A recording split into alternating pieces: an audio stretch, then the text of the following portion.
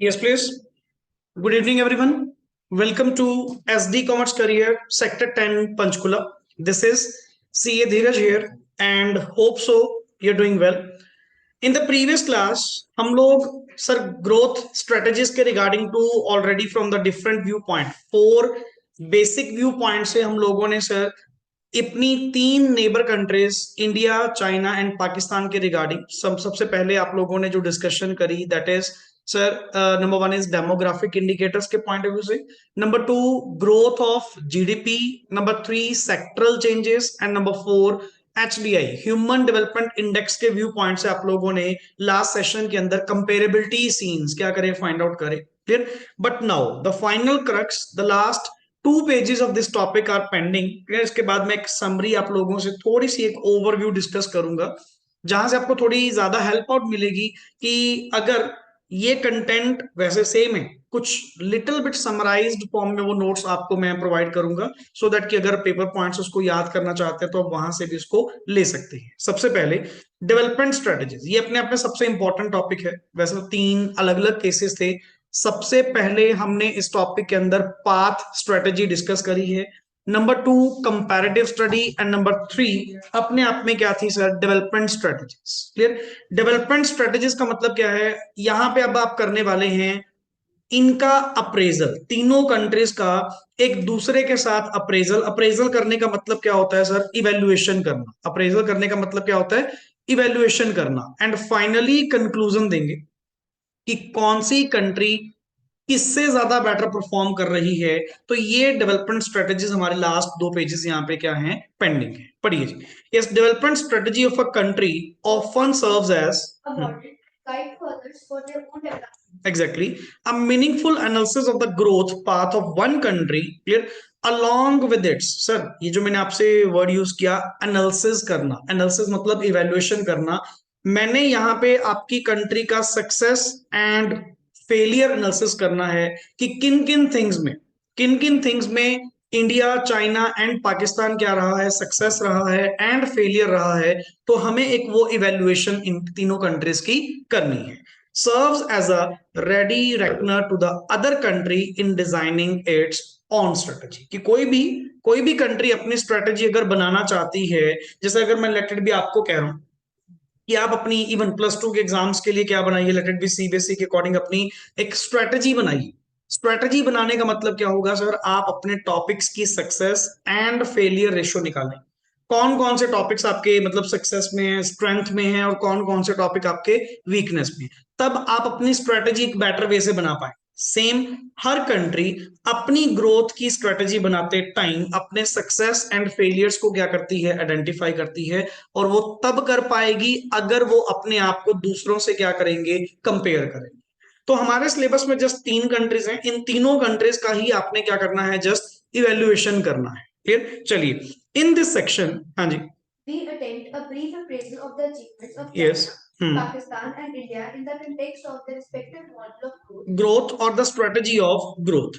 Initiation of economic reforms is taken. इसको underline कर लीजिए, सबसे इंपॉर्टेंट लाइन है जो मैं आपसे नंबर ऑफ टाइम डिस्कस कर चुका. सबसे पहले इकोनॉमिक रिफॉर्म्स कहां पे आए थे, चाइना में, दैट इज 1978. 10 साल बाद 1988 में पाकिस्तान एंड आफ्टर 3 इयर्स 1991 सबसे लास्ट में इंडिया. तो नेचुरली रूल के अकॉर्डिंग सबसे पहले बात करनी आपकी बनती भी किसकी है, चाइना की. क्योंकि सक्सेस एंड फेलियर्स सबसे पहले जो फेज आउट हुए देखने को मिले वो कहां पे मिले, चाइना में. क्योंकि ये 1978 से अपने इकोनॉमिक रिफॉर्म्स लेकर बैठे थे ना. पढ़िए इसमें सर मैक्सिमम अंडरलाइन करिएगा, स्पेशली आज के टॉपिक में मैं क्यों वर्ड यूज कर रहा हूं, इंपॉर्टेंट तो है. प्लस अगर समरी को इफेक्टिव बनाना चाहते हो, अगर जो मैं नोट्स आपको इसके बाद डिस्कस करूंगा उसको और बेटर वे से लेना चाहते हो, तो एटलीस्ट इसमें से मेन लाइंस आप क्या करते रहिएगा, अंडरलाइन करते रहिएगा. फिर पढ़िए. सबसे पहले China introduced reforms in, China ने जो अपने रिफॉर्म्स इंट्रोड्यूस करे वो कब करे, 1978 में, to address the slow pace of economic growth. तभी तो इकोनॉमिक रिफॉर्म्स लाए गए जिसको इवन न्यू इकोनॉमिक पॉलिसी के नाम से भी कहा जाता है. Clear. Yes, important is to note that, हाँ जी, like India and Pakistan, the reforms in China were not dictated by the World Bank and international. बिल्कुल, it was dictated by thought process of the Chinese monetary Chinese leadership itself. And वो आपने वो Maoist theory एक point अपने word use किया था, person the Mao Zedong, फिर जो उनके चाइनीज कम्युनिस्ट के बेसिकली जिनकी थियोरीज को जिनको as a leader role provide किया गया था after the great leap forward. Clear, पढ़िए sir. It was realized by the leadership of China that the Maoist strategy of growth, जिसको नाम क्या दिया गया, a closed economy and a command economy model, yes, were not yielding the desired results। कि sir आप अगर मुझसे पूछ रहे हो ना कि 1978 में ऐसी भी क्या मजबूरी पड़ी, आपने इवन चाइना की जो स्ट्रेटजी हमें पास्ट में पढ़ाई है, जो पीछे आपने चाइना की स्ट्रेटजी पढ़ाई, उसमें दो थे, pre time period and post time period. Post time period कौन सा था? 1978 के बाद वाला। तो ये जो पहले वाला सिनारियो था उसमें क्या क्या थिंग्स मतलब फेलियर्स आपको देखने पड़े sir? One is GLF. GLF means great leap forward, वो तो आपका फेलियर हुआ ही हुआ था। इवन द माओइस्ट थियोरी, जो माओ जियोडोंग जो आपके चाइनीज के कम्युनिस्ट थे, जिनको शुरू शुरू में रिजल्ट अच्छा दिया, बट इतने भी डिजायर्ड रिजल्ट्स उसने अचीव नहीं करे, इसीलिए द नीड अराइजेस कि एक इकोनॉमिक पॉलिसी आपको यहाँ पे चेंज करनी पड़ेगी। नेक्स्ट इज पढ़िए। Partially discarding this strategy, the leadership embarked upon the domestic campaign of Great Leap Forward and introduced land reforms on a massive scale। Clear, पढ़िए। Households were allowed, yes please. सबसे पहले great leap forward में क्या हुआ था? सारे households को क्या किया गया? मोटिवेट किया गया कि मैक्सिमम आप लोग क्या करें, प्रोडक्शन करें, बैकयार्ड में अपनी इंडस्ट्रीज को लगाएं। ये जीएलएफ में था।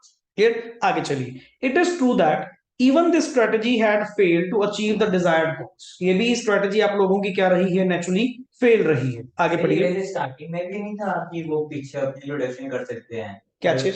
स्टार्टिंग में इसमें बताया था चैप्टर में कि वो चाइना वाले जो अपनी स्टार्टिंग में प्रोडक्शन कर सकते थे बैकयार्ड्स में, अलाउ करा था।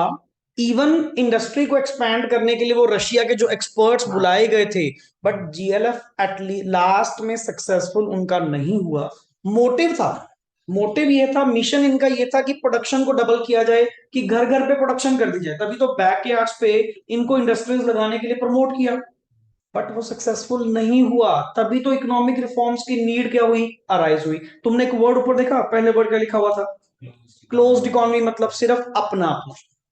क्लियर, कि हम बाहर से एफडीआई को नहीं लेंगे। फिर बाद में तुमने ओपन इकोनॉमी पे शिफ्ट क्यों करा? उसका कारण था इकोनॉमिक रिफॉर्म्स लेकर आना, ग्लोबलाइजेशन करना, इन्वेस्टमेंट एक्सेप्ट करना। कि तेरी पुरानी जितनी स्कीम्स वगैरह लगाई हुई थी सब क्या कर गई? फेल कर गई, या डिजायर्ड रिजल्ट्स अचीव नहीं कर पाई जिस पर्पस के साथ वो लगाई गई थी। आगे, yes, but it is true that yes even this strategy it is true that even this strategy had failed, हाँ जी, to achieve the desired goal of economic takeoff.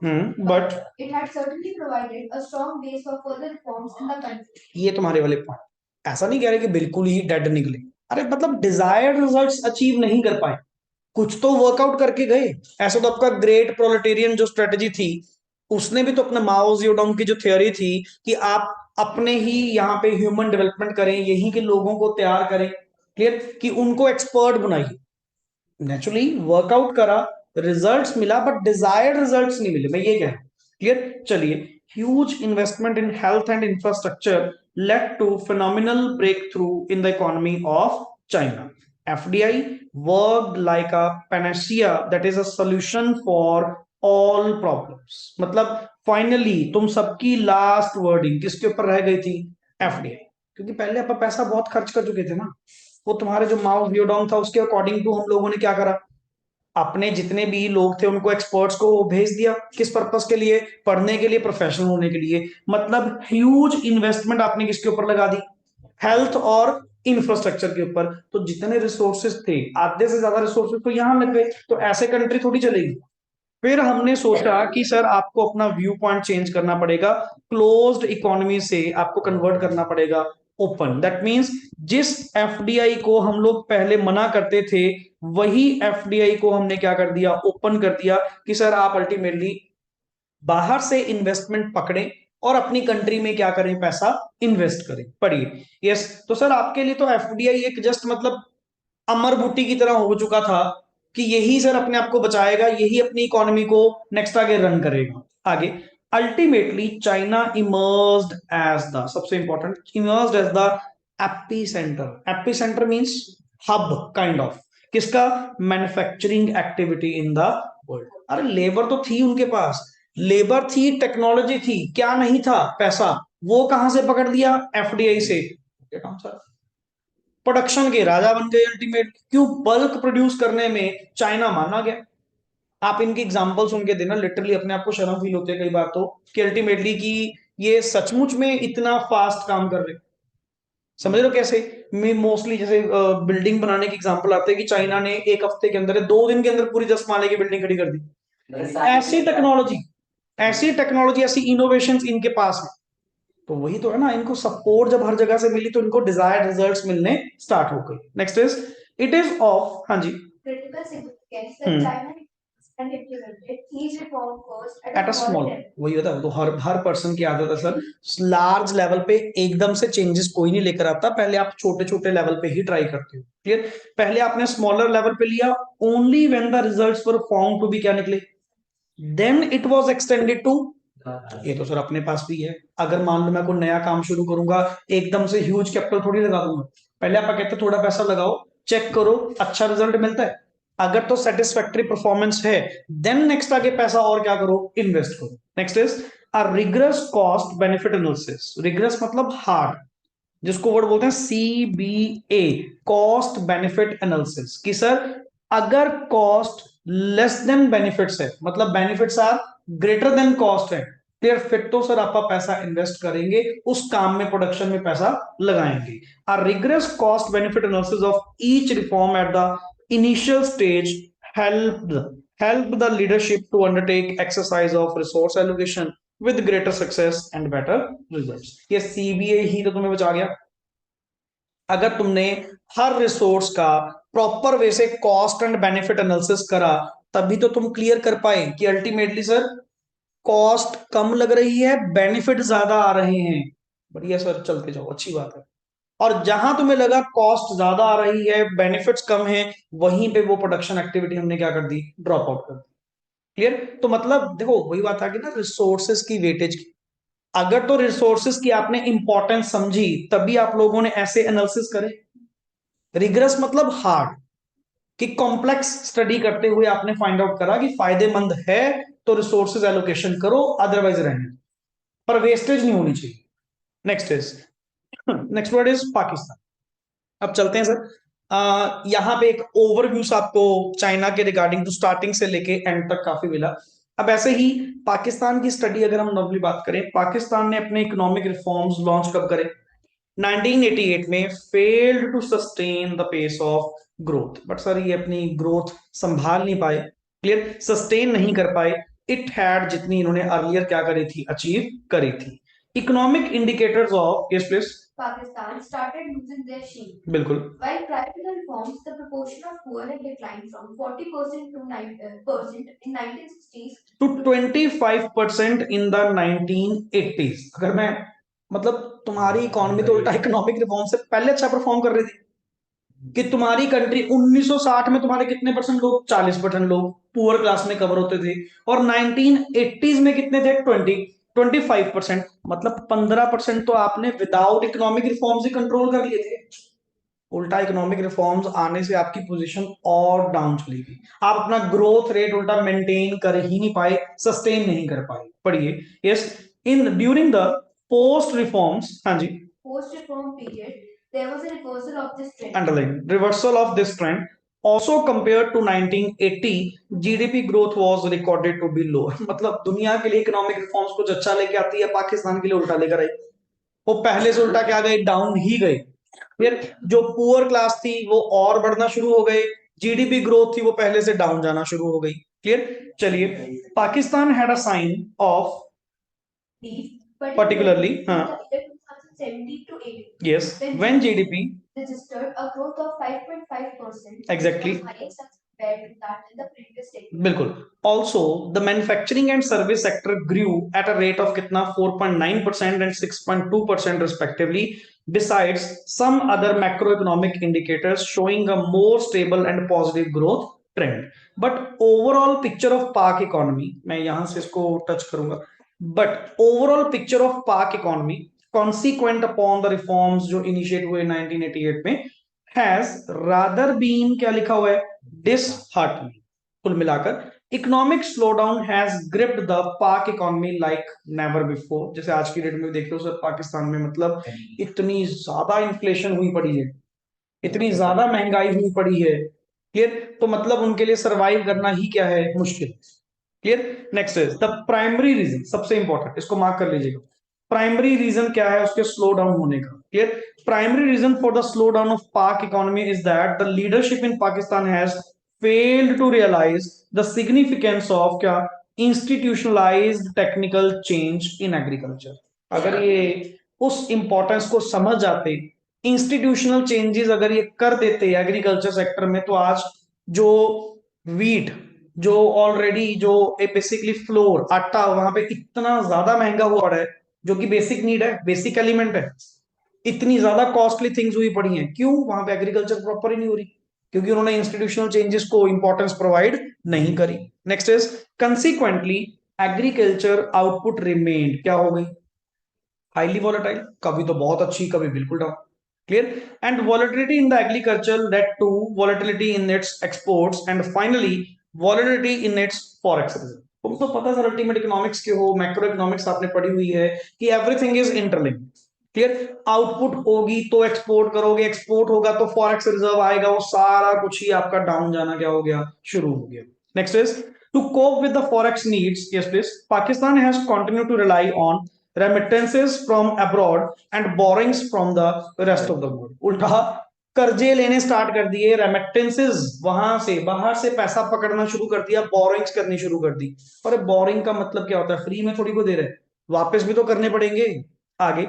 Yes please. Pakistan has failed build its industrial base for the sustainable exports of manufactured goods. Growing reliance on the external borings. और तुम ultimately तुम्हारी economy जो है ना, वो external borings के ऊपर ही dependent होकर रह गई थी. तभी तो कहता है जी पाकिस्तान खुद अपने आप को थोड़ी चला रहा है, पाकिस्तान को तो ऑल ओवर दुनिया चला रही है. उसका कारण क्या है, उसको फंडिंग मिलती है, समझ गए ना, उसको फंडिंग मिलती है, उसको अलग अलग जगह से सोर्सेस से पैसा आता है. क्लियर. तभी तो ये गलत, जितने भी ड्रग्स के मामले हैं, जितने भी टेररिस्ट के मामले हैं, ये तैयार रहते हैं लोग. मेरी बात सुन, सिंपल सी बात, एक कॉन्सेप्ट है, जैसे अपन नॉर्मली बात कर रहे हैं जी, इनकम तो है नहीं और 400 रुपीज पर केजी वहां पे क्या हुआ पड़ा सर, आज की डेट में आटा हुआ पड़ा जी. सिंपल सी बात, फ्लोर जो है, वीट या राइस. क्लियर. नहीं, बहुत महंगा हुआ पड़ा है, इससे भी 500 समथिंग हुआ पड़ा है, जो बेसिक इनकी पैकिंग्स हैं. अब लेट इट बी, बंदे के पास इनकम है नहीं, खाने को पैसे नहीं है, तो नेचुरली वो कुछ ना कुछ तो करेगा ना. एंड उस दूसरी तरफ से देन आपको कोई पैसा देने वाला मिले और काम गलत करवाए. अपा कहते हैं जी अपने लिए तो सरवाइव करना जरूरी है, चाहे गलत काम क्यों ना करना पड़े, इलीगल काम क्यों ना करना पड़े.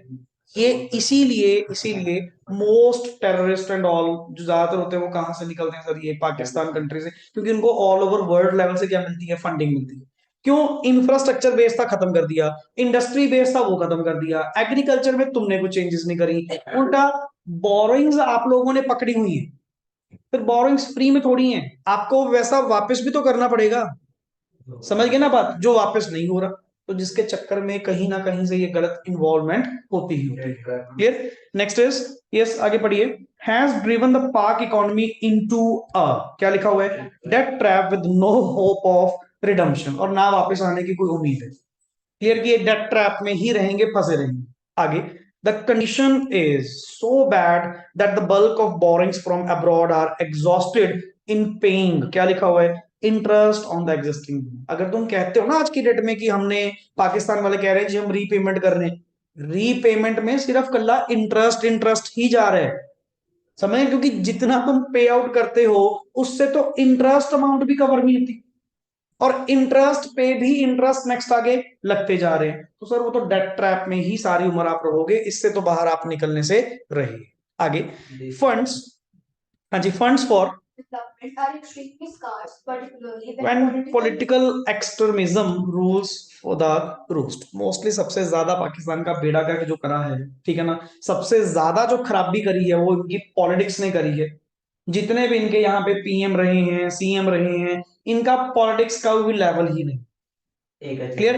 तो जितने भी इमरान खान जो लास्ट इनके रहे हैं, उससे भी पहले मुशर्रफ, ठीक है ना, नवाज, इतनी भी है, तो इतनी कोई ज्यादा अच्छी पॉलिटिक्स किसी की नहीं रही है। सबने वही पता नहीं कैसे करप्शन लगा लीजिए, कुछ भी कह लीजिए, कि अल्टीमेट इकोनॉमी का स्लो डाउन तो मिला ही मिला। क्लियर? तो इनको कोई लीडर सही नहीं मिला, तभी तो इनके ये हालात हुए पड़े। आज की डेट में इन्फ्लेशन इतनी ज्यादा हुई पड़ी है। क्लियर? नेक्स्ट इज री emergence of poverty in Pakistan. जो अभी तक तुमने ये समझा कि सर उल्टा दुनिया के लिए इकोनॉमिक रिफॉर्म्स फायदे लेकर आते हैं, इनके लिए क्या लेकर आए? री इमर्जेंस ऑफ पॉवर्टी। इससे बढ़िया सिचुएशन तो इकोनॉमिक रिफॉर्म से पहले थी। 40% पॉवर्टी कब थी? 1960 में। 25% कब थी? 1980s में। उल्टा उसके बाद 1988 के बाद तो हमारी री इमर्जेंस होनी शुरू हो गई, पॉवर्टी और बढ़नी शुरू हो गई। पढ़िए, starting with the process of land development program after independence. Pakistan relied largely on the policy of protection, that is protecting domestic industry from the कहां से? Foreign competition. Clear? Assigning central role to the public sector enterprises. उनको message drop कर दो एक बार कि by tomorrow हम आपको एक बार क्लियर कर देंगे। कोई इशू नहीं, मैसेज ड्रॉप कर दो, कोई दिक्कत नहीं।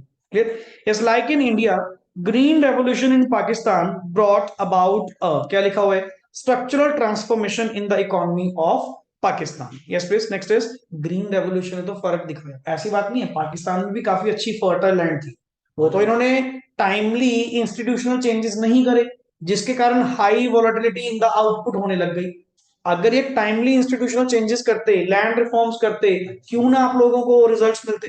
आगे चलिए। Yes, growth rate continue to remain low till Pakistan took to economic reforms in 1988 and shifting its priorities from protection to किसमें शिफ्ट कर दिया? कंपटीशन। अब आपका वर्डिंग तो ठीक थी, प्रोटेक्शन टू किस पे जाना? पर अपने आप को देख तो लेते कि आप कंपटीशन करने के लायक हैं भी या नहीं।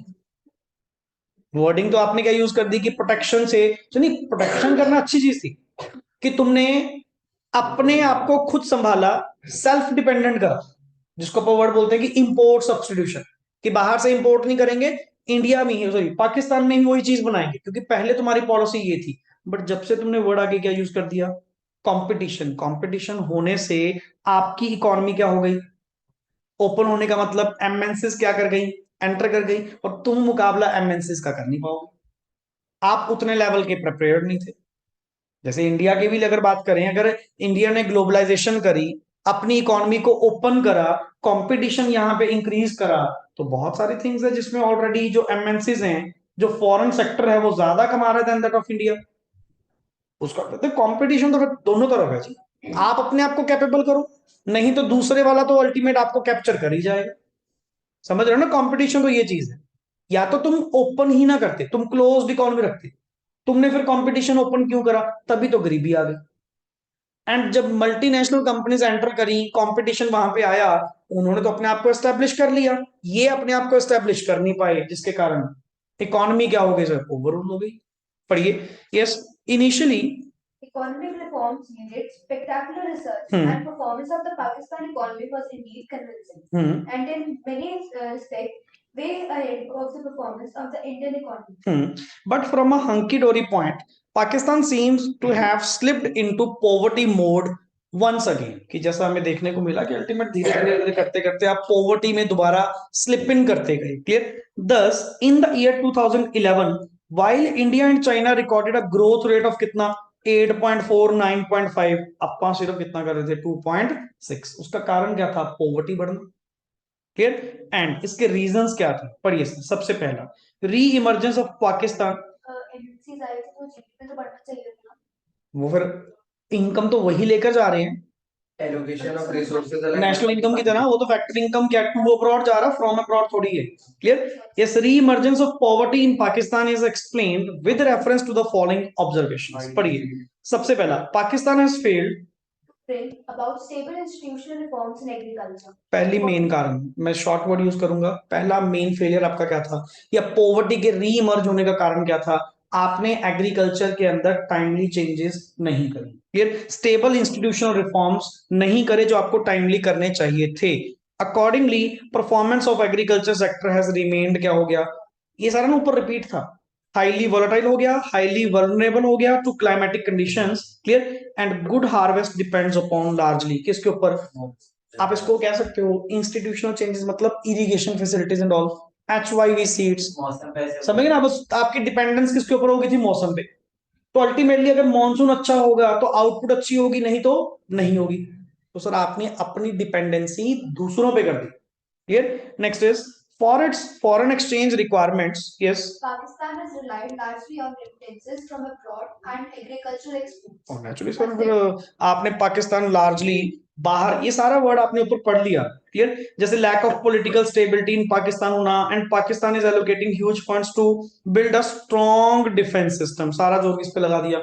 अपना डिफेंस सिस्टम स्ट्रॉन्ग करने में। और डिफेंस के ऊपर तो खर्चा बहुत होता है, मोटा एक्सपेंडिचर किसके ऊपर जा रहा है? बहुत हैवी, सबसे ज्यादा एक्सपेंडिचर एक वन ऑफ द किसके ऊपर जा रहा है? डिफेंस के ऊपर।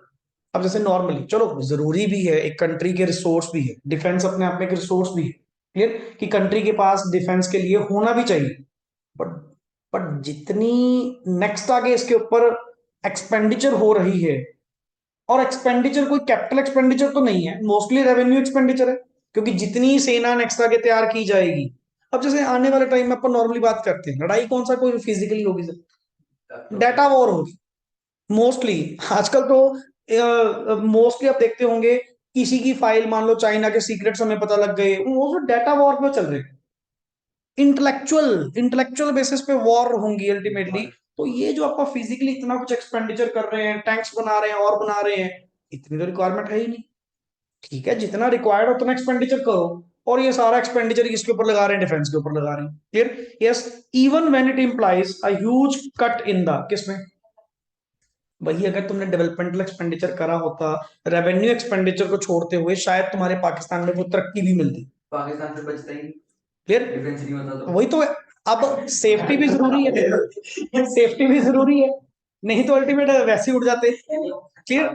तो यहाँ पे चार आपने रीजंस पढ़े इसके इमरजेंस ऑफ पॉवर्टी होने के। नंबर 1, सबसे पहले एग्रीकल्चर, उसमें इंस्टीट्यूशनल रिफॉर्म्स टाइमली ना लेना। नंबर 2, लार्जली डिपेंडेंट होना एक्सटर्नल बोरिंग्स के ऊपर, जो बाहर से, जिसके कारण तुम डेट ट्रैप में फंस गए। नंबर 3, पॉलिटिकल स्टेबिलिटी ना होना, आपके पॉलिटिशियंस अच्छे ना मिलना। And number 4, huge expenditure on किसके ऊपर होना? डिफेंस के ऊपर। ये याद रखना 4 पॉइंट्स, ये मेजर रीजंस हैं। नेक्स्ट इज, आगे चलिए, नेक्स्ट इज नाउ इंडिया। हाँ जी, let us conclude our discussion by writing a critical comment on our on our performance as compared to China and, क्या लिखा हुआ है? Pakistan. our performance is neither, ना तो बैड ना ही बहुत अच्छी, मतलब आप लोग इन बिटवीन है, better than पाकिस्तान, ठीक है ना, and lower than China. Yes, we are far ahead Pakistan and far behind China. GDP of Pakistan, Pakistan की जीडीपी इंडिया की जीडीपी का कितना परसेंट है? मतलब मेरा वो पार्ट आ गया, क्लियर। एंड हमारी जीडीपी जो है वो 41% किसका है? मतलब सबसे हाईएस्ट किसकी है? चाइना। दूसरे नंबर पे किसकी है? इंडिया। मतलब चाइना की जीडीपी का कितना? 41%, और इंडिया की जीडीपी का पाकिस्तान का कितना है? 11%। समझ रहे हो वर्ड? थोड़ा सा डेटाबेस आपको याद करना पड़ेगा। And why India is lagging behind China, मतलब आपका यहाँ पर 2 क्वेश्चन बनते हैं, तुम चाइना से पीछे क्यों हो और पाकिस्तान से अप क्यों? 2 पॉइंट्स। पहले, why India is lagging behind China when, हाँ जी, India, like China, has focused on SEZ and offered greater terms to the foreign investors. कहते जैसे चाइना ने भी तो ल्यूक्रेटिव टर्म्स फॉरेन इन्वेस्टमेंट्स के ऊपर करी हुई, इंडिया ने तो वैसे ही करी थी, फिर आप दोनों सेम क्यों नहीं है? SEZ स्पेशल इकोनॉमिक जोन्स, जो आप अलग से, जैसे आप कहते हैं नहीं, अलग एरियाज एस्टेब्लिश कर देना, बैकवर्ड एरियाज को प्रमोट करने के लिए हमने उसको डिक्लेयर, इंसेंटिव डिक्लेयर कर दिए। दैट इज ल्यूक्रेटिव टर्म, मतलब फ्लेक्सिबिलिटी देना। ल्यूक्रेटिव मतलब क्या होता है यहाँ पे? फ्लेक्सिबिलिटी देना, इजी टर्म्स देना, क्लियर। जैसे होता नहीं टैक्स हॉलिडेज, कि आप अपनी एंटिटी हमारे पास यहाँ पे लॉन्च करिए, आप लगाइए, तो 10 साल आपसे कोई टैक्स नहीं लेंगे, 5 साल कोई टैक्स नहीं लेंगे, इलेक्ट्रिसिटी आपको सब्सिडाइज रेट पे मिलेगी, वेरियस फैसिलिटीज आपको प्रोवाइड की जाएंगी, कंप्लायंसेस आपके कम कर दिए जाएंगे। कहते हैं ऐसे आपने भी तो SEZ बनाए थे इंडिया ने, पढ़िए। yes, why FDI is far less than in India than China? Why is it that the Indian economy has experienced growth by fits and start while the Chinese growth process has almost been क्या हो चुका था, smoothie and steady. फिर ये भी तो देखो ना, हमारे ग्लोबलाइजेशन कब हुई है? 1991 में। उनके उनके ग्लोबलाइजेशन कब हुई है? 1978 में। क्लियर फर्क नहीं है क्या? पढ़िए, the reason is to be traced. हाँ जी, of political will and enforcement right. Best main तो सर ये दोनों पे है ना। ये दो चीज होती हैं जो कंट्री को लीड करती हैं, एक तो आपकी एनफोर्समेंट ड्राइव, इंप्लीमेंटेशन जिसको रूल कहते हैं, और एक आपकी पॉलिटिकल विल। क्योंकि देश कौन चला रहा है? देश तो पॉलिटिक्स चला रही है, पॉलिटिशियंस चला रहे हैं। Clear. Next is India is far behind in China.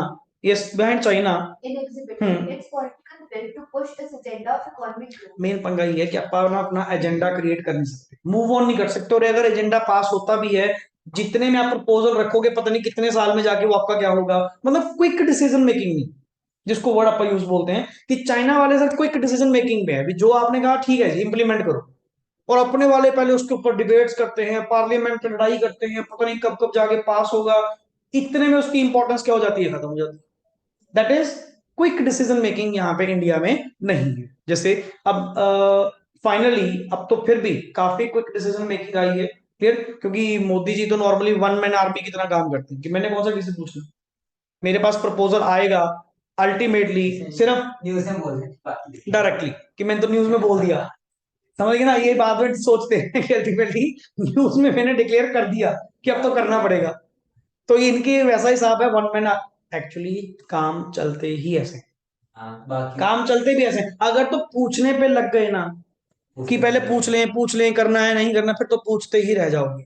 ये कहते हैं मैं बता रहा हूं, करो नेक्स्ट वे से। इस वे से डिसीजन लिए जाते हैं, इस वे से काम करवाए जाते हैं।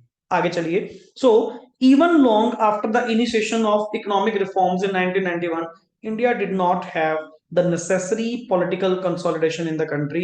The country had been governed by क्या लिखा हुआ है? Coalition government, which is always constrained in its decision making process. आप एक चीज समझ लो, दिक्कत पता क्या आती है? जैसे मैंने आपको पहले भी शायद एग्जांपल बताई होगी, अगर तो सर नीचे से लेके सेंट्रल लेवल तक सारे के सारे बीजेपी के पर्सन होंगे, फिर तो सब एक क्विक डिसीजन मेकिंग। क्लियर। क्योंकि अलाइनमेंट आ गई ना, सारी की सारी चेन किसकी? अपने बंदों की है। इन बिटवीन अगर मान लो कोई दूसरा पर्सन आ गया, कोई कांग्रेस पार्टी आ गई, कोई आप पार्टी आ गई, नेचुरली तुमने प्रपोजल आपका पर्सन होते हुए, कांग्रेस का पर्सन होते हुए, प्रपोजल किसके पास रख रहे हो? बीजेपी पास। बीजेपी के पास क्या एक्सेप्ट करेगी? वो हमेशा उस पर मार्क लगाएंगे, नहीं सर ये गलत है, ऐसा नहीं हो पाएगा, ऐसा नहीं, इसको पार्लियामेंट में डिस्कस करेंगे, कुछ ना कुछ कमी निकलेगी, कुछ ना कुछ डिबेट्स चलेंगी। अगर ये पॉलिटिकल पार्टीज को बुलाते हुए, जो कि भूलना बहुत मुश्किल है इनके लिए, कट्टर होते हैं सारे। क्लियर। कि जो पार्टी है तो हम तो अपनी पार्टी के बारे में सोचेंगे। अगर ये चीज को एक बार अवॉइड करते हुए कि जो है तो सारे इलेक्टेड बाय द पीपल है, अगर चाहे सिंपल सी बात है कोई बीजेपी पार्टी आई, कोई आपकी आप पार्टी आई है, तो ये सारे इलेक्टेड बाय क्या है? पीपल है ना। तो जब एक बार इलेक्ट हो चुके, कौन किस पार्टी का आपको इससे क्या मतलब? आपका काम है सरकार चलाना, देश चलाना, वो नहीं चलाना, अपनी अपनी चला रहे हैं। ये सबसे बड़ी मेन प्रॉब्लम है कि आपके यहाँ पे पॉलिटिकल कंसोलिडेशन। अगर पॉलिटिकल कंसोलिडेशन हो, स्टेट कंट्रोल्ड हो, गवर्नमेंट कंट्रोल्ड हो, सर कोई दिक्कत ही नहीं। पढ़िए, yes please. Likewise Enforcement of policies and programs lags far behind India compared to China. आगे ना देखो वर्ड क्या लिखा हुआ है, क्या लिखा हुआ है? Enforcement of policy. बनती बहुत होंगी, व्यू तो सबके हैं।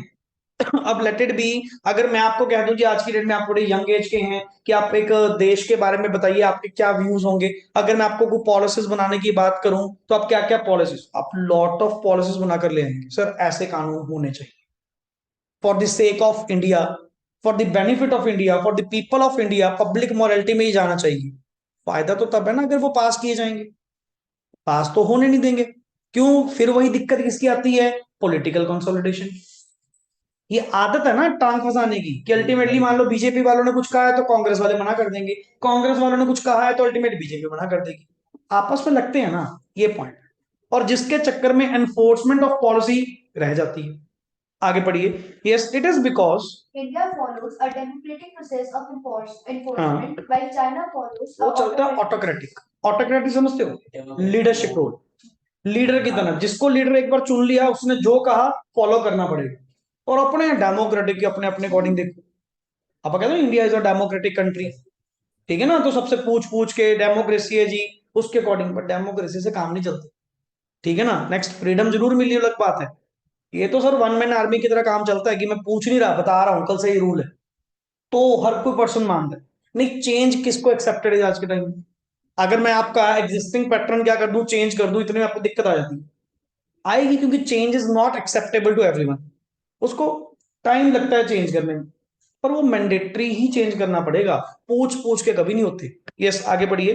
Next is here we would like to state that Democratic process is always better, as it allows wider freedom to the masses by way of which human rights. itself is an indicator of, but sir फिर भी वही बात है ना, autocratic तो एक forcefully हो गया, मानना रिजल्ट जरूर मिलते हैं इस लीडरशिप रोल में, इस ऑटोक्रेटिक रोल में रिजल्ट आपको जरूर मिलेंगे, सर पंगा क्या पड़ेगा, दिक्कत क्या आएगी? दिक्कत ये आएगी कि अल्टीमेटली फ्रीडमनेस नहीं होगी, वो आप अपनी पॉपुलेशन पे वो चीज थोप रहे हो, तो वो फ्रीडमनेस नहीं आएगी, तो अल्टीमेटली इसीलिए ठीक है, अगर तुम्हारे इंडिया में, अपने इंडिया में पॉलिटिकल कंसोलिडेशन हो जाए तो यही आपको ग्रोथ आपको और अच्छी देखने को मिल सकती है, बिकॉज इंडिया में सर टैलेंट बहुत है, रिसोर्सेज भी अच्छे हैं, बात है उसकी इफेक्टिव यूटिलाइजेशन की, उसको टाइमली सही जगह पे यूटिलाइज करने की, अदरवाइज कोई बड़ा कॉन्सेप्ट नहीं है कि चाइना को पीछे छोड़ना, ये ठीक है, हम लोगों को उलझाया हुआ है, क्लियर। तो अल्टीमेटली किस पॉइंट से, कोई लेट इट बी सर ये कास्टिज्म के पॉइंट से, रिलीजन के पॉइंट से, ठीक है ना, या कोई वॉर के पॉइंट से कोई आया, जैसे आधा तो अपना दिमाग कहाँ लग रहता है पाकिस्तान में, समझ गए ना, कोई ड्रग्स के मामले में डॉल, इतने में चाइना इस चीज का क्या ले लेता है एडवांटेज, कि जब तक ये उलझे पड़े हैं तब तक अपना एडवांटेज ले, वही काम तो कर गए। सबसे ज्यादा जो डिवाइड एंड रूल का कॉन्सेप्ट आया, जो 1947 में ब्रिटिशर्स करके गए, इंडिया एंड पाकिस्तान को अलग अलग करके गए, क्यों करके गए, कारण क्या था? कि इन दोनों ग्रुप्स को आपस में इतना लड़ा दो, डिवाइड एंड रूल का कॉन्सेप्ट कर दो, ये सारी जिंदगी उस चीज को भूल नहीं पाए, क्लियर, और इनका दिमाग वहीं पे स्ट्रक रहेगा। आज भी मतलब आपने इंडिपेंडेंस के टाइम हमारे साथ ये करा वो करा, वो एक ना क्रुएल्टी बनी रहेगी, और इनका दिमाग अभी ग्रो अप ही नहीं करेगा, ये है कहते नहीं बच्चे ही रहेंगे, उसी बात पे लड़ते जा रहे हैं। अब छोड़ो, बहुत हो गया, अपनी अपनी कंट्री देखो संभाल लो, बट नहीं, वो आपस में फिर भी कहीं ना कहीं चलता जा रहा है। अब जैसे जो पीओके है, पाकिस्तान ऑक्युपाइड कश्मीर, नॉर्मली वो भी तो आधे से ज्यादा मेन दंगे तो कहाँ पे होते हैं, कश्मीर में होते हैं सबसे ज्यादा, ठीक है ना। अब वही तो बात है, ये इसीलिए ये कॉन्सेप्ट्स करे जाते हैं, और ये कुछ नहीं, सिर्फ और सिर्फ तुम्हारे लीडरशिप गलत है, तुम्हारे पॉलिटिक्स गलत है, पॉलिटिकल कंसोलिडेशन अगर आपकी हो तो क्यों नहीं मैटर्स आपके सॉल्व आउट होते। अब अच्छे से अच्छे आर्टिकल्स आपके वो कश्मीर से क्या कर दिए, हटा ही दिए, ठीक है ना। तो ये चलता है सर, चलता है, अगर लीडर सही हो, कंट्री को लीड करने वाला पर्सन अगर सही होगा तो आपको नेचुरली ग्रोथ मिलेगी ही मिलेगी। Is that clear? लो जी, इसको 2 मिनट यहां तक एक बार फटाफट स्क्रीनिंग करें। मैं आपको जस्ट एक चीज क्लियर कर दूं, सबसे पहले आप लोगों ने डिस्कस किए मेरे साथ पाथ, फिर नंबर टू हमने डिस्कस किया कंपैरेटिव स्टडी। आप इसके बाद इसको प्रॉपर वे से एक बार टेकअप करें, देन मैं आपको समरी नोट्स में रिवीजन करवाता हूं इसकी, एंड लास्ट आपने रीड आउट किया डेवलपमेंट स्ट्रेटजी। क्या चीज? डेवलपमेंट स्ट्रेटजी, डेवलपमेंट स्ट्रेटजी, जिसमें आपने इवेल्युएशंस करी कि इसमें से मैक्सिमम क्वेश्चन मिलता है कि sir explain the Pakistan edge over India, या इंडियाज एज ओवर पाकिस्तान, कैसे? तो अल्टीमेटली ये कुछ पॉइंट्स आप लोगों के साथ क्या करूंगा, डिस्कस करूंगा। डाटा बेस्ड जो क्वेश्चन आते हैं बड़े से, हाँ, कंपैरेटिव स्टडी में ऑब्जर्वेशंस ऑब्जर्वेशन वही उसको रिपीट, उसके जो साथ में रीजंस गिवन होते हैं ना, कि उसका कारण क्या था, मेन आप रीजंस उसमें आंसर दीजिए। कि अगर आप कह रहे हो एनुअल ग्रोथ आपकी चाइना की सबसे ज्यादा है, ठीक है ना, या इंडिया ने सबसे ज्यादा करी, पाकिस्तान ने कम करी, उसका कारण क्या होगा? ये पढ़ा तो है, reasons for economic slow down, ये बॉक्स पढ़ा है नहीं मैंने पीछे, ये वाला, ऐसे रीजंस आपको रिप्लाई दे। क्लियर? तो जस्ट 5 मिनट्स के लिए एक बार प्रॉपर वे से इसको चेकआउट करें, एंड आफ्टर दैट मैं आप लोगों के साथ समरी क्या करता हूँ। Yes please. तो ग्रुप के अंदर ऑलरेडी एक पीडीएफ मैंने आप लोगों के साथ शेयर की है, जो जस्ट एक समरी पॉइंट ऑफ व्यू से, इतना बड़ा कंटेंट जो है एक शॉर्ट वर्ड्स में इन्होंने क्या करा हुआ है, डिस्कस करा हुआ है। अगेन फिर वही बात बता रहा हूँ कि इस टॉपिक में अपन ने 3 टॉपिक्स पढ़े हैं। पहला पाथ स्ट्रेटजी, दूसरा आप लोगों का कंपैरेटिव स्टडी, एंड तीसरा द फाइनल कंक्लूजन, जिसमें अप्रेजल, सक्सेस एंड फेलियर्स आप लोगों ने रीड आउट करे। क्लियर? तो सबसे पहले यहाँ पे ये टॉपिक्स तो चलो आपकी अलग बात है, इंट्रोडक्शन ये सर अपने लिए इतनी मैटर नहीं करती, बट मेन चीज जो मैटर करती है, जो आपको पहले भी मैंने डिस्कस करवाई थी, कि ऑलमोस्ट सबका स्टार्टिंग पॉइंट आप लोगों का क्या था? Same. And first 5 year plan के रिगार्डिंग अगर तुम रीड आउट करो, बड़ा सही वे से लिखा हुआ है क्लियर, कि तीनों कंट्रीज ने अपने अपने फर्स्ट 5 ईयर प्लान कब कब लॉन्च करे। इंडिया ने कब करा? 51 में, पाकिस्तान ने 1956 में। क्लियर? एंड नाउ आपको याद होगा कि वो 5 ईयर प्लान्स को वर्ड के यूज करते हैं मीडियम टर्म डेवलपमेंट प्लान्स। साथ में अपनी बुक टीआर जैन भी ओपन कर लीजिए, उसमें से जहां जहां होगा एक बार साथ में अंडरलाइन करके लीजिएगा।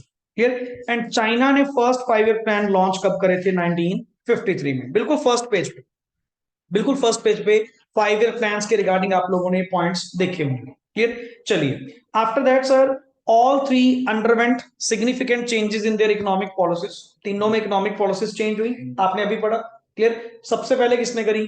चाइना 1978, उसके बाद पाकिस्तान 1988 एंड 1991 में India. However their experience of growth and failures were सबके क्या थे? डिफरेंट थे। तो मैं उल्टा पॉजिटिविटी फील होगी यहां से पढ़ने से, कि सर अपन टीआर जन से पढ़ा जरूर है, ठीक है, कॉन्सेप्चुअल क्लैरिटी आपको वहां से मिली है, उल्टा लास्ट में ये चीज आपको ज्यादा वर्कआउट करेगी। पर मैं दोबारा बता रहा हूं, summaries are not meant for directly कि आप इसको यहीं से रीड आउट करें।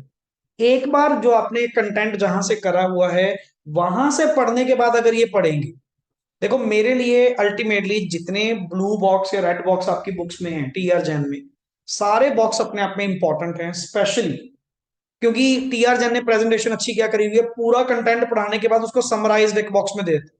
जैसे आज आपने रीजंस पढ़े, reasons for the economic slow down of Pakistan, content normal देकर दोबारा फिर एक्सप्लेन कर रहे हैं। तो मेन चीज तो वो है, वो आप तो छोड़ दी, छोड़ दी। ये तो जस्ट एक क्विक रिवीजन है एक बार देखने के लिए। क्लियर? जैसे आगे चलिए, timeline of main word simple सा बता। 1949 में रिपब्लिक ऑफ चाइना कब लॉन्च हुआ? Creation of people's republic of China कब हुआ? 1949 में। इंडिया पाकिस्तान फ्रीडम कब हुआ? 1947। अपन ने तभी कहा था दोनों की स्टार्टिंग, मतलब तीनों की स्टार्टिंग ऑलमोस्ट क्या रही है? सिमिलर रही। इनका वही अपना अलग वे था ना, ये प्रॉपर जो स्टेटिज्म जो, हाँ वो प्रोविंशियल स्टेट एंड ऑल वो चलते थे यहाँ पे। क्लियर? तो अंडर वन पार्टी रूल हो गया, and all resources are owned and controlled by the state, termed as model of statism, मतलब government controlled. Clear? Relied on, सबने वही बात कि पहले किस पे करा? पब्लिक सेक्टर पे, एंड फोकस क्या था? Inward looking trade strategy. इसको आप साइड पे लिख सकते हैं, सो आपके पास तो नहीं है, वर्ड आएगा जी क्या? प्रोटेक्शन। आपने आज ही यूज करा वर्ड। कंपटीशन वर्ड चाइना ने कब यूज करा?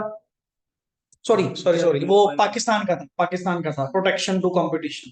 बट नॉर्मली चाइना की भी स्ट्रेटेजी सेम रही थी कि इनवर्ड लुकिंग ट्रेड स्ट्रेटेजी पे वर्क करो, कि हमें दूसरों पे डिपेंड नहीं होना, दूसरों को अपने पे क्या करना है? डिपेंड करना। क्लियर? चलिए, 1953 में सर, ये पहले चाइना का चल रहा सारा। 1953 में इन्होंने फर्स्ट 5 ईयर लॉन्च करा, presently working on their 13th 5 year plan, मतलब 16 to 20 जो लास्ट इनका चल रहा है। 1958 में इनका एक GLF great leap forward campaign आया, जिसके मुताबिक मैसिव इंडस्ट्रियलाइजेशन बढ़ाने की बात की गई, जिसको सपोर्ट किसने करा?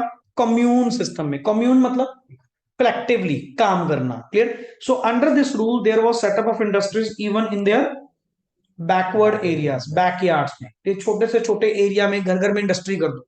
Clear? In rural areas commune system of farming was introduced where people collectively, क्या लिखा हुआ है? Used to cultivate the land areas. देख, लिखा सब कुछ मिलेगा, समझ गया? लिखा सब कुछ मिलेगा, ऐसा भी नहीं कि समरी में बिल्कुल मतलब शॉर्ट वर्ड्स पे है। अगर इतना सा भी तुम याद रखते हो तो तुम्हारा कॉन्सेप्चुअली पॉइंट सही रहेगा। चलिए, प्रॉब्लम्स क्या आई जीएलएफ कंपेन में? सर एक तो ड्रॉट जो चाइना में आए उससे काफी लोग मरे, एंड जो कंफ्लिक्ट एंड चाइना के डिप्लोमेटिक इश्यूज आए थे, कंफ्लिक्ट आए थे, जिसके कारण रशिया ने अपने प्रोफेशनल्स क्या कर लिए थे, विड्रॉ कर लिए थे। इसको खत्म करने के लिए नेक्स्ट आगे जो चेन चलाई गई, ग्रेट प्रोलेटेरियन कल्चरल रेवोल्यूशन, जिसका लीडर कौन था? माओ जाओडोंग। क्लियर? जियोडोंग था, जाडोंग? चेक करना एक बार, जेड ई या Z A? Z E D O N G, चलो जो भी स्पेलिंग है आपके अकॉर्डिंग टू। क्लियर? ये लीजिए, Zedong. Clear? So this program was launched under the leadership of Mao Zedong for skill enhancement. इन्होंने क्या करा?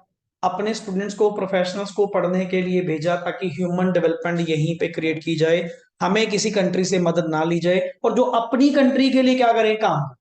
Clear? Sent to work and learn at the countryside, कि उनको पढ़ाने के लिए भेजो। देन सर यहाँ पे 1966 to 1976 लिखा है, यहाँ बुक में 1965 लिखा है।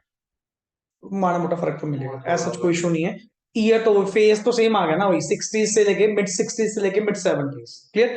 सो 1978, ये सारा पहले बढ़िया करा चाइना के बारे में। जब 78 में इन्होंने क्या करे, अपने इकोनॉमिक रिफॉर्म्स लेकर आए। पढ़िए जी, introduction of, yes. Economic reforms in two stages. Initial phase. First phase था एग्रीकल्चर, सेकंड फेज था इंडस्ट्री। क्लियर? तो इन एग्रीकल्चर इन्होंने क्या करा, पहले तो कम्यून लैंड्स वर क्या कर दी गई, मतलब तुमने लिखा था विड्रॉल ऑफ कम्यून सिस्टम, जिसका मतलब क्या था कि हमने कम्यून लैंड डिवाइड करनी शुरू कर दी, रिस्पॉन्सिबिलिटी देनी शुरू कर दी। उल्टा मेरे को अच्छा लग रहा है पढ़ाने से यहाँ पे कि बिल्कुल डायरेक्ट वर्ड्स गिवन है। Clear? Lands were distributed for use by the household, were allowed to keep the from the land after paying taxes, कि थोड़ा बहुत जो बनता है वो टैक्स देने के बाद बाकी सारी इनकम आप अपने लेवल पे ही रखें। क्लियर? नेक्स्ट इज, तो अगला word in foreign trade, yes please. Foreign investors were allowed, yes, SCZ launch किए गए। आगे फोकस ऑन, बिल्कुल सर, एक्सपोर्ट, मैक्सिमम एक्सपोर्ट को प्रमोट करने के लिए, and priorities to FDI for economic growth. ये ना कंट्री के कुछ एरिया डिक्लेयर कर देते हैं स्पेशल इकोनॉमिक जोन्स। क्लियर? कि जो पर्सन इस एरिया में अपनी इंडस्ट्री लगाएगा उसको स्पेशल इंसेंटिव्स दिए जाएं। ये चीज जिसे आप कहते हैं इंडस्ट्रियल एरिया, एक पर्टिकुलर आइडेंटिफिकेशन दे दी कि जो पर्सन यहाँ पे अपनी इंडस्ट्रीज लगाएगा उसको एक अलग से इकोनॉमिक जोन दे दिया, तुम्हारा कंफर्ट जोन दे दिया। क्लियर? यस, इंडस्ट्रीज में सर। अब इंडस्ट्रीज में क्या हुआ, तुमने पहले फ्लैगशिप रोल किसको दिया हुआ था, पब्लिक सेक्टर को। अब वही रोल हमने चेंज करके इसको दे दिया प्राइवेट सेक्टर को। पढ़िए, private sector firms were allowed, yes please, to produce, public sector firms, yes please, and focus was on, किसके ऊपर, ड्यूअल प्राइसिंग पॉलिसी। वर्ड सारे आ रहे हैं सर लिखे।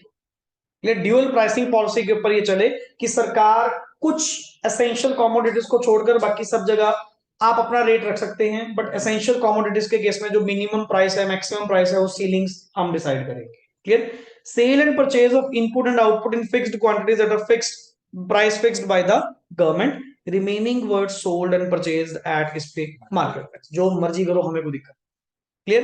एज अ रिजल्ट ऑफ इन सबके कारण Chinese reforms which were introduced in the year, कब, फॉलोइंग ऑब्जर्वेशन वर मेड। पहले तो क्लोज्ड इकोनॉमी से, आपने change in the trade policy from import substitution से, पढ़ा दो सर काम अब। क्लियर?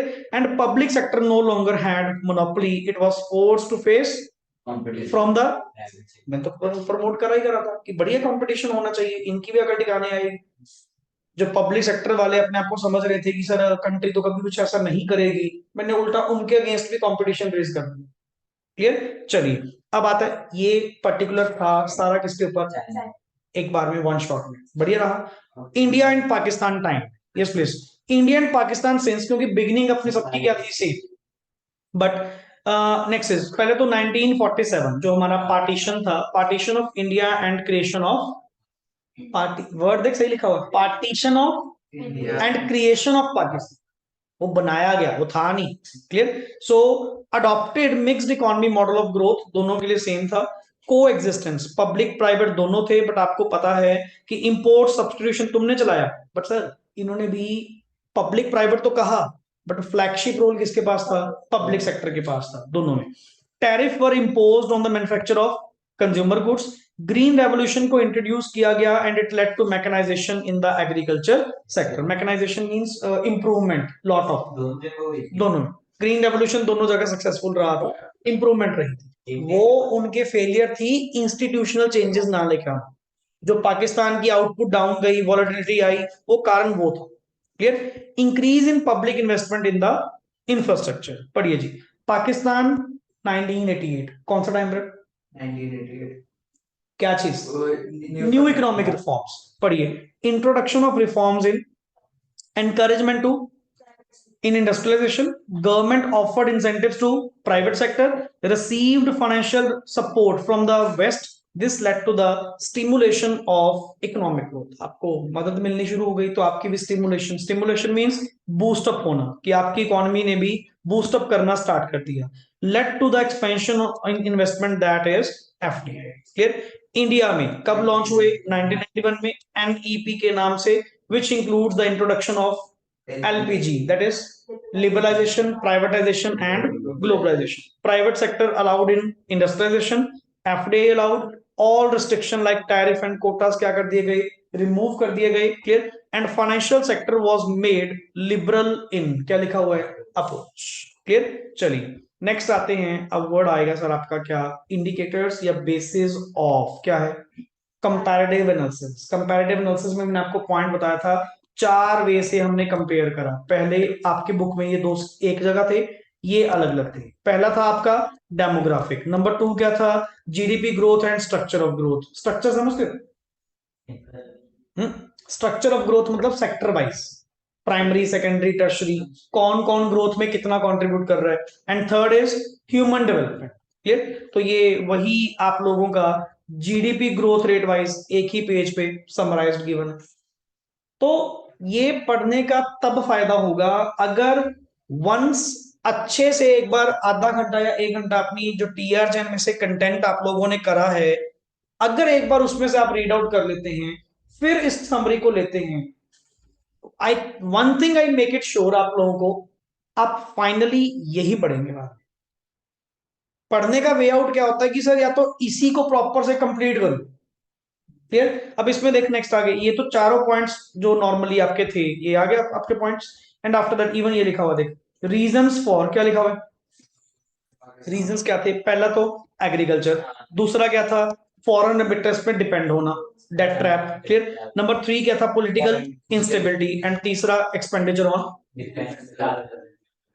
गलत नहीं मिलेगा, गलत नहीं मिलेगा, थोड़ा बहुत शायद हो सकता है किसी पॉइंट को लेकर कॉन्ट्राडिक्शन तुम्हें मिले, जैसे वो 65 66 कह रहे हो, एक आधा पॉइंट चलता है, बट 99% डाटा आप लोगों को बिल्कुल क्या मिलेगा? सेम मिलेगा। तो गलत ये भी नहीं है, गलत वो भी, डिपेंड करता है कि आप अपने अकॉर्डिंग कितना स्कोर करना चाहते हैं।